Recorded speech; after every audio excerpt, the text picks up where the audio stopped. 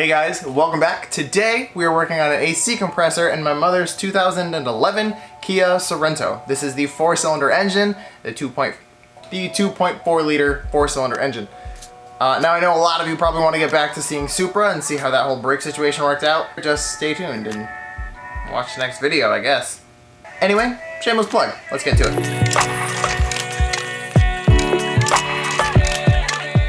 First of all, we have to remove the bottom cover.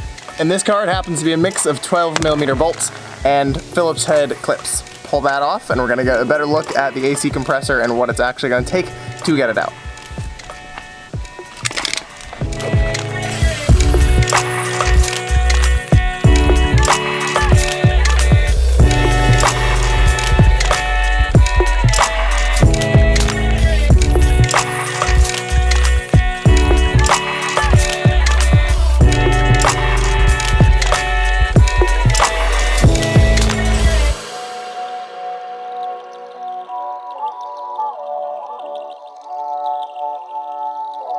This is the pile you should have.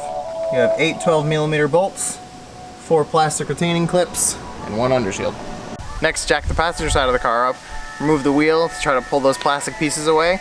You can reach your hand in front of that compressor and get to it a lot better. Removing these side panels are going to give you access to all the hardware you need to remove the lines and the compressor itself.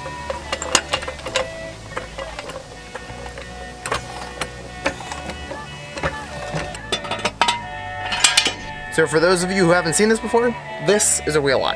It's a specialty designed lug nut that instead of having a rounded head or a flat head that you might have on Steelies, it has a special pattern in it that only a specific key can fit into.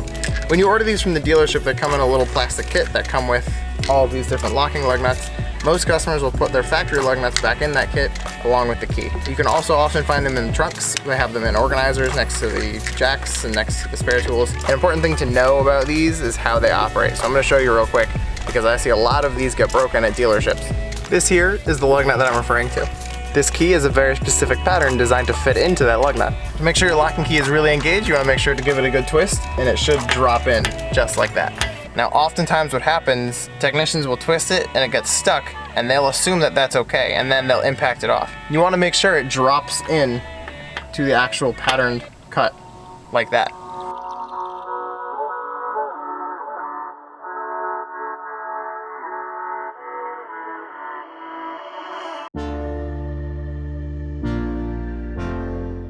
So these are the panels I was referring to. There's an engine cover here, which has 3 bolts along the top and 1 in the back, and this cover here has 3 clips in front and 2 on top. Pull that back out of your way, and you're going to be able to reach the front of the compressor and the tensioner to loosen that serpentine belt. Now in this case, you're going to want to grab a 17 wrench and put it on the tensioner just up there. Pull on that guy and you'll watch the belt loosen. Then you're going to pull that off, and your belt is free and you can work on that compressor.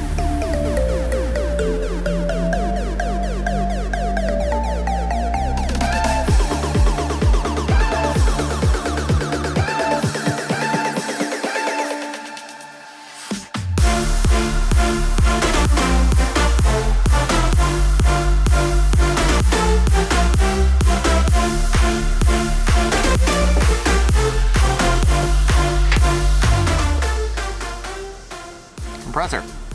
The best thing to do at this point is to match it up with the new compressor just to make sure you are in fact installing the same part. Part stores get it wrong all the time. So once you've compared both compressors and realized that they are in fact the same part, the next thing you're going to want to do is add the proper amount of oil to your new compressor. This is obviously going to vary from each different vehicle, so make sure to check the specifications for your specific vehicle. A good way to try to save on buying new PAG oil or ensuring that you have the proper amount of oil, if you pour the old oil out of the old compressor into the new compressor, you are ensured to get the right amount, assuming that it has not had an internal failure that has led to the oil being consumed or being filled with metal components.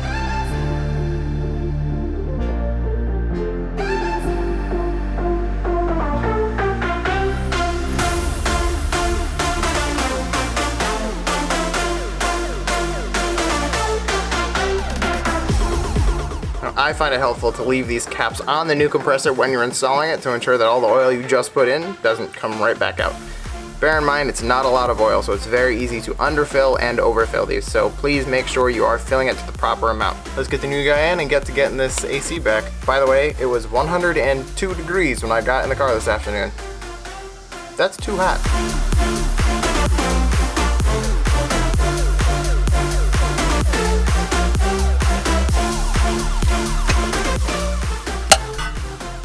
There we go. So that compressor is installed, the hoses are on, and the plug is also connected.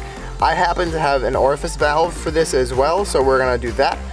Most of the time you're not gonna end up needing to replace that, but we have that as well. We also have a ton of O-rings to ensure that none of our seals and connections go bad. These systems do leak. The best way to try to protect yourself from that is to buy a bunch of O-rings for the AC system specifically, and replace them as you go along. The 2 O-rings on the end of each hose have been replaced, as well as the O-rings that are going to go on that orifice valve, and I'm going to show you that right now. So that would be this guy right there. We happen to have a brand new one, so we're going to throw that in and replace the O-rings on all of those connections as well.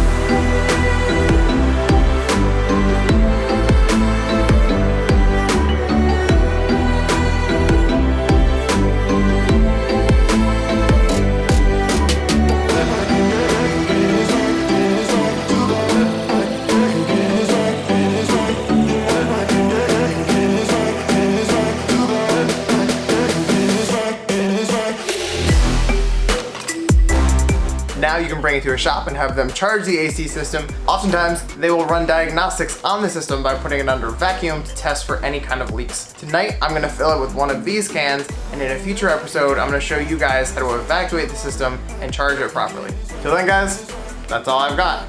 Good luck.